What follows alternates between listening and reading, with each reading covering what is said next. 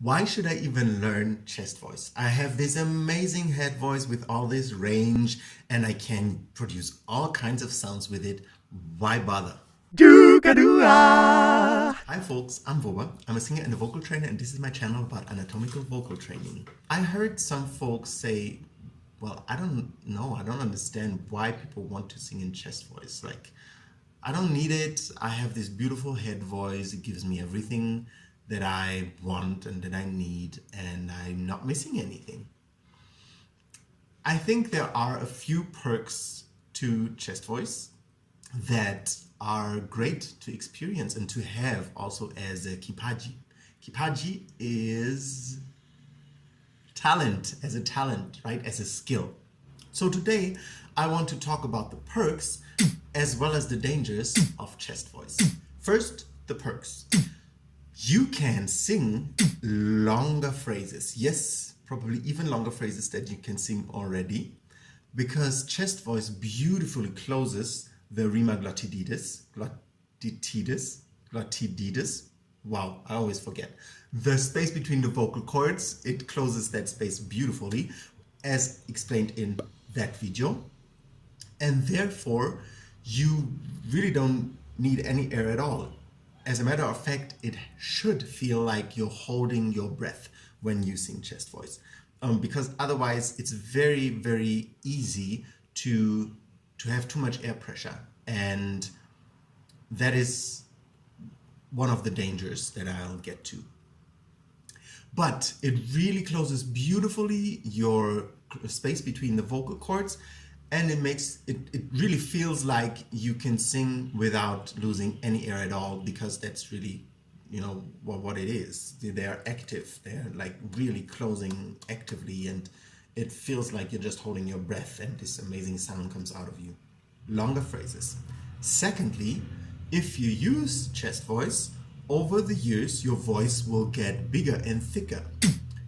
The voice is, you know, muscles. It's groups of muscles that work in tandem. Now, when you use a muscle and you work out a muscle and you train a muscle, the muscle gets thicker. You know, if you train that muscle, the muscle will get thicker. I don't train it much. But whatever muscle you train, the muscle becomes thicker. It increases its mass. So a voice with more mass will have, more volume, obviously, because a cello or a contrabass, like a stand-up bass, is louder than a little violin, you know, simply because it has more mass. So the same thing here, when your vocal cords become thicker, and there's other ways also they become thicker, because otherwise female opera singers wouldn't have thick vocal cords. They don't use chest voice at all, right? I explained it in that video, what are the other methods of how your vocal cords grow and get thicker and your voice gets thicker. But your muscles, your vocal muscles themselves getting thicker because you're using them, is a perk that comes especially when you use chest voice. As well as, and it's kind of part of that, a thicker voice. So thicker material can vibrate slower, right? That's why the voice of a bass is lower than the voice of a child, because the vocal cords are longer and thicker. So when your vocal cords become thicker, your voice will also become slightly lower. You will be able to have a few notes lower, which is also a perk from my point of view, to have a little lower voice and be able to sing a few notes lower. And the last, and for me most important perk, is that you have a more full spectrum of human emotions that you can express. And it's just such a relief to grant yourself to feel these emotions and to express them through your voice. It just makes a difference. Yes, we feel emotions inside, but once we let them out, and especially we can let them out actually healthily through our voice, wow, it's so liberating. And I think that alone is a perk that makes it valuable and beautiful to just, discover your chest voice after you have really built a very strong foundation that keeps everything open and your voice doesn't just collapse when you try to sing chest voice. That being said, let's move on to the dangers of chest voice, because most people, and that is the first danger, use it with pressure, with specifically belly pressure. They think, yes, I have to shout, I have to be loud. And that's the worst that you can do to your voice, because it makes the vocal cords and the vocal folds, the vestibular folds, meet. And when they meet, shit goes down. What it does to them meeting, I explained in depth in that video. So you want to not, under any circumstance, use belly pressure when you sing chest voice, because you don't need it. And why use something that you don't need? First of all, right? We're singers. We have so much to think about, our emotions and the moment. And there's all these people listening to us, or even if it's just a camera, is still a lot to process. Why should I do things that I don't need? But yeah, that's a big danger, to use pressure instead of just that muscle, because it feels easy. I know it sounds like, wow,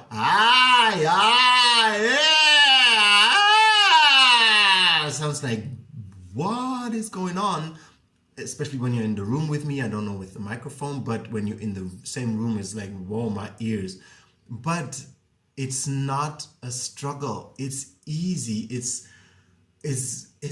feels good. It doesn't feel like, oh, I have to reach. No, not at all. I have no problem reaching any note with that, over 3.5 octaves with chest voice. So, no, maybe 3 octaves. Yeah, I don't use the high. That would be a lot of work for me. But over 3 octaves, I'm free to use my chest voice, right? And that is easy and beautiful, and just I'm loud, and people run away and holding their ears in pain. And I'm like, my point is, there is no pressure behind. There is no, I have to. Nothing is easy and gentle and beautiful, even though it's a sound that rips your ears apart. Very important, no pressure. Because, and that's the second danger, when you use that pressure, that extra, especially air pressure, the belly contracts, pushes more air through your throat, which I explained in depth in that video.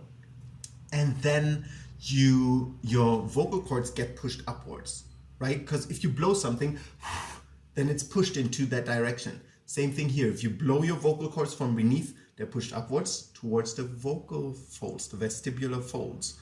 And when they rub, it's really dangerous for your voice, because that's the thing that makes you sore.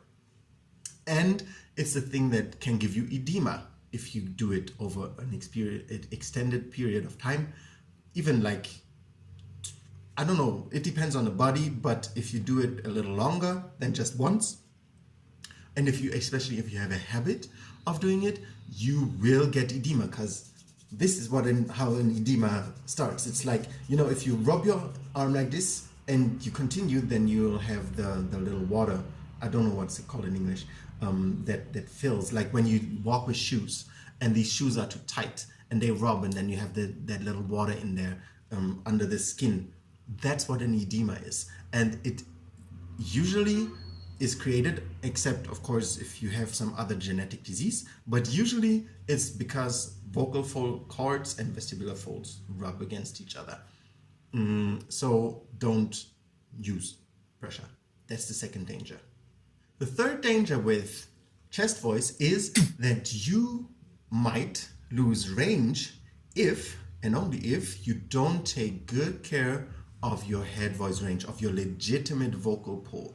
No falsetto, which I call also aliquot division. If you don't understand what that means, that's the most important thing for a singer to understand, to stay healthy. And I explain it in depth in this video. But if you don't train your range and that the pulling muscles of the vocal cords are stronger than the pulling together muscles, which I explained in my last video, then you can over time lose range. And then, oh yeah, I can't sing so high anymore. I don't know why. Yeah, because you don't train your head voice, to be full and round and open. And you use only chest voice. And that, will make you lose the ability because they're antagonists. Your range muscle and the chest voice muscle, as I explained in my last video, are antagonists. And if you only train one, well, then that one is going to be beautifully strong, and you will have like a really loud and strong voice, but over like half an octave, maybe 1 octave, and that's it, in worst case scenario. But that's a danger.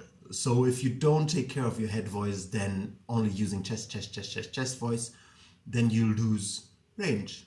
That is like the most basic perks and dangers that I have discovered in my years of singing for the use of chest voice. I think if you really know and learn about your anatomy, the anatomy of your voice, chest voice is a great gift that everyone should use if it's just for the emotional perks that come with it.